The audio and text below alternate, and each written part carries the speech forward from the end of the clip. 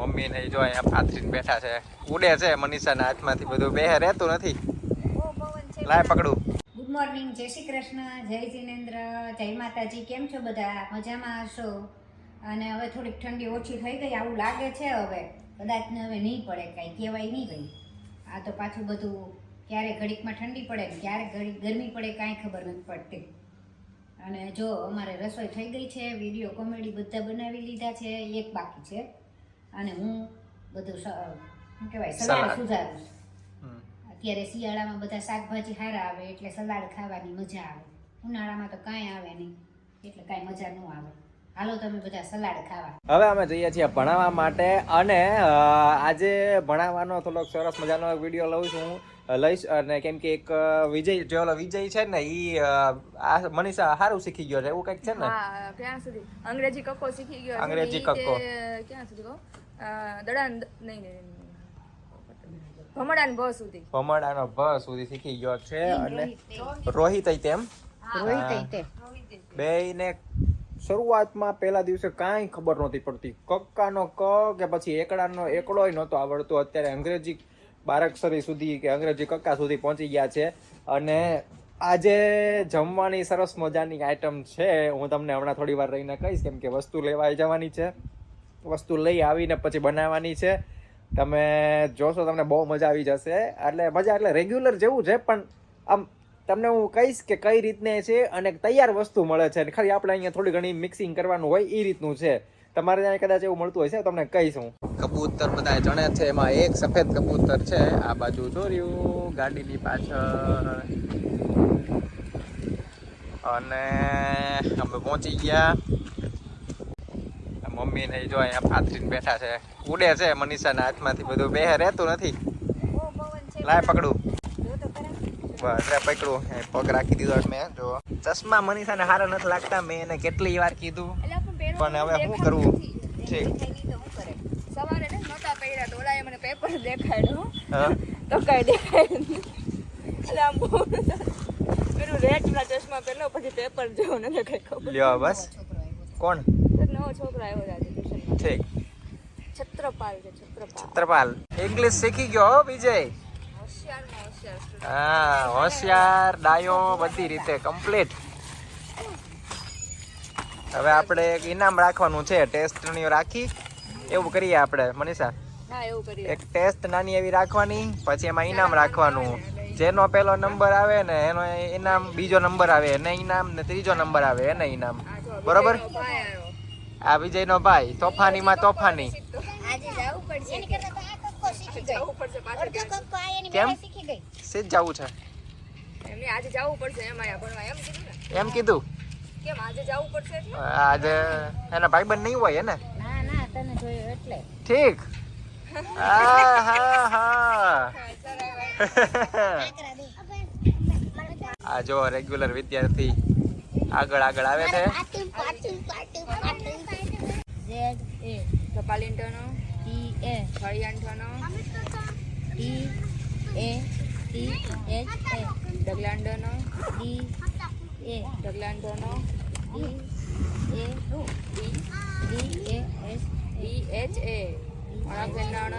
રજાનો time થઈ ગયો છે, અને મમ્મી કે બધાને આજે કે કુરકુરે આપી દઈએ. બધા કહેતા હતા કે કુરકુરે ખાવું કુરકુરે એમ, તો પછી આજ બધા માટે કુરકુરે લેતા આવ્યા. જો હવે જે રસોઈની મેં તમને વાત કરી હતી ને, એને માટે મનીષા ગઈ છે લેવા. એટલે કે આજે બનાવવાનું છે ઇડલી સાંભાર.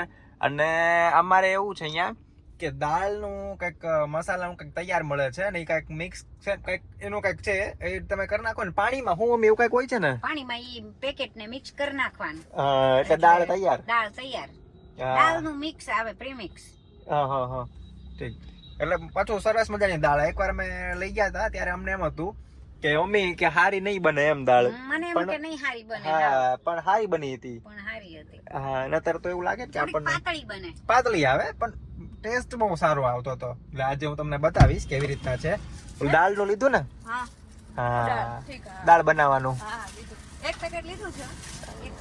એકમાં કેટલી બને છે? 30 રૂપિયાનું છે. એમાં કેટલી બને એકમાં? બને છે 2 ગ્લાસ જેટલું પાણી નાખવાનું હોય એટલે ઈ આપણે એક તપેલી જેટલું હા એટલું બનતું હશે. નહીં થઈ લેવું રહ્યું હજી એક એક લઈ લે એમ કર. લેવું હોય તો એક લઈ લઈએ. હા લઈ લે 20 જોશે. આ 30 નું એક છે. મમ્મી હવે જાય છે દીવાબત્તી કરવા માટે અને ઉર્વી ને મનીષા બે ચાલુ કરે છે ઇડલી સાંભાર. હા જો એનું પેકેટ બતાવ. જો આ બતાવી તો હા જો એ ખાસ મારે બતાવવું હતું બતાવો. કે જો આ છે ને તૈયાર દાળ છે, આમાં ખાલી પાણી જ નાખવાનું, 2 ગ્લાસ પાણી નાખવાનું એટલે ઉકાળીને એમ 2 ગ્લાસ પાણી નાખીને ઉકાળી દેવાનું એટલે તમારી દાળ તૈયાર. ખાના ખજાના લખ્યું છે. શાકભાજી નાખવા હોય તો નાખવાના નહીંતર પછી પણ બાફીને બાફીને બાફીને. શાકભાજી. ટમેટાને એવું બાફવાનું. જામાં લખ્યું જ છે.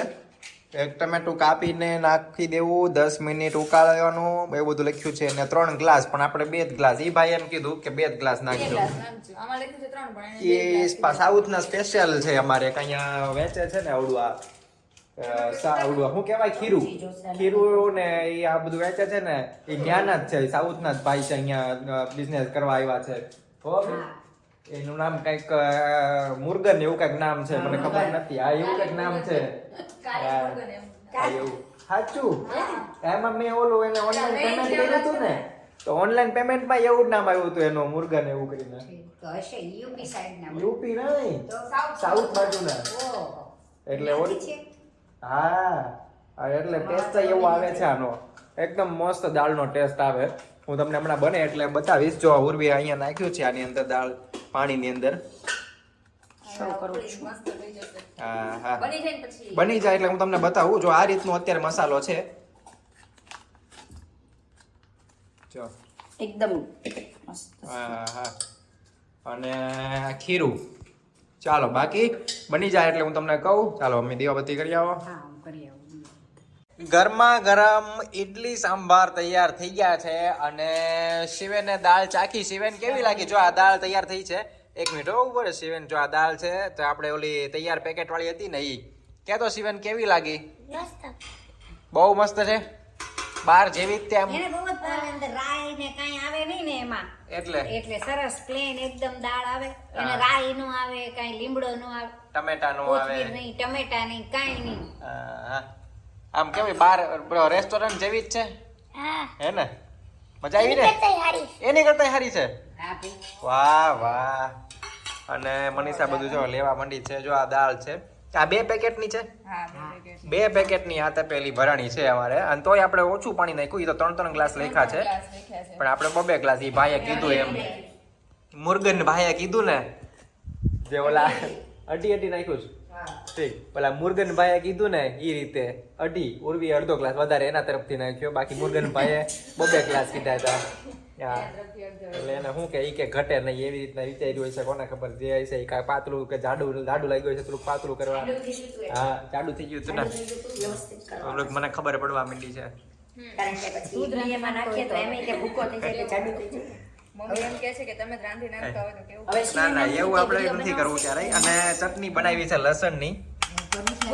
એવું કરવું હોય ને તો પાછું રોજનું થઈ જાય. આખું પાણી. મનીષાને બધાને મજા આવી જાય. એક વાર તો કરીને જો, મારે- એક વાર ભાખરી બનાવીને દો ને બહુ એ પછી રોજનું થઈ જાય. એકવાર મને કમેન્ટમાં કહેજો કે કરાય કે નહીં, તો આપણે નવા પછીના વિડીયોમાં એકવાર હું ટ્રાય કરીશ અને વિડીયોમાં દેખાડીશ તે તમને કહેજો મને. બાકી ચાલો ઈડલી સાંભાર ખાવા માટે. ઈડલી સાંભાર એટલો જોરદાર હતો ને. સાંભાર ઓલો જે તૈયાર લાવ્યા હતા ઈ હું કોઈ દિવસ નતર છે ને એ ઓલો સંભાર એટલે કે દાળ જે આપણે બનાવીએ એની કોઈ દિવસ હું બહુ વધારે નથી લેતો. જે 1 વાટકામાં હોય ને એમાંથી પૂરું કરી લઉં. પણ આ 4 વાટકા મેં પીધા અને એવી મજા આવી ગઈ ને. ઈડલી મેં એની સાથે વધારે ખાધી. અને આજે જવું તું બીજું કે મોલમાં થોડીક વસ્તુ લેવા માટે, કરિયાણું ના અંતે ને એવું બધું, ચોખા બધું. પણ મારે 2 વિડીયો બાકી છે ને અપલોડ કરવાના હજી કાલ માટેના. તો મમ્મી ને મનીષા કે ના આજ નહીં, કે હવે કાલે વાત એમ. પછી શાંતિ પછી મમ્મી કહે કે આજ ને બધું લઈ જ લેવું છે એમ. હા પણ એ કારે પછી બધું ન થાય. અત્યારે તમે જાઓ ડીમાર્ટમાં 8:45 થયા, આવો ત્યાં 10 વાગે. 10 વાગ્યા પછી તું 2 વિડીયો કર અપલોડ, એટલે હું કઈ રાતના 12 વાગે પછી 12 વાગ્યા સુધી જાગવું કોઈ દિવસ સારું નથી. તને કેટલી વાર કીધું. અને આપણે આપણું શરીર ને આપણી તંદુરસ્તી સારી રાખવી હોય તો વહેલા હુવાનું ને વહેલા ઉઠવાનું, એટલું રાખવાનું જ તે, તો જ આપણું શરીર તંદુરસ્ત રહે. આ અમને અહીંયા જો 60 વર્ષ થયા પણ વહેલા હુઈ જવાનું 9:30 ને સવારે 5 વાગે ઉઠવાનું.